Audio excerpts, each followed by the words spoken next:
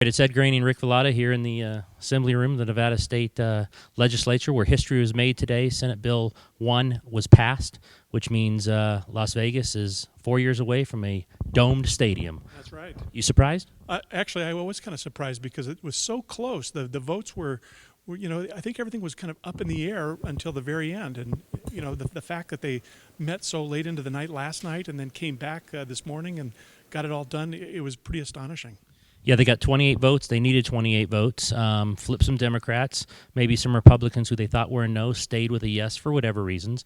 The whole week, sum it up for me. 5 days. This is my first experience with this. Mine too. Oh, it's okay. I don't. It wasn't as neat and tidy as they probably wanted. There was a lot of drama. I don't know how transparent it was, but did it go as you thought? Given how with $750 million in tax, this was going to have some people really against it. I think one of the things that we had the experience of having those Southern Nevada Tourism Infrastructure Committee meetings. So over 16 months, you and I went to those meetings, and we know what was going to happen, and we knew what some of the proposals were.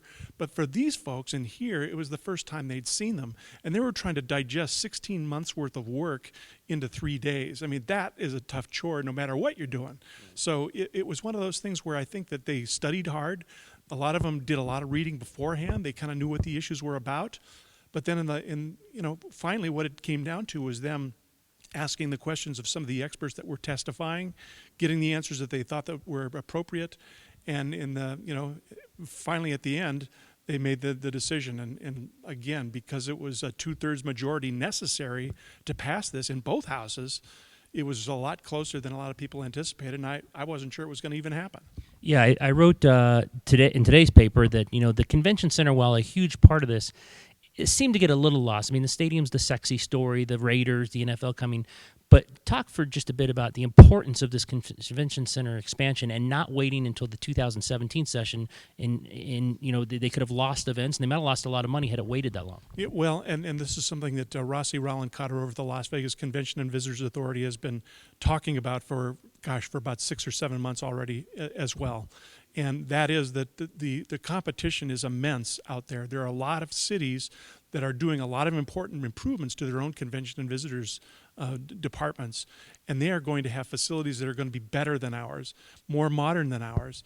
And there hasn't been a lot of work done on the Las Vegas Convention Center. So he said, now is the time, and they couldn't afford to do it because they didn't have the resources to do it. So they had to come to the legislature to get a portion of the money necessary to bond the expense.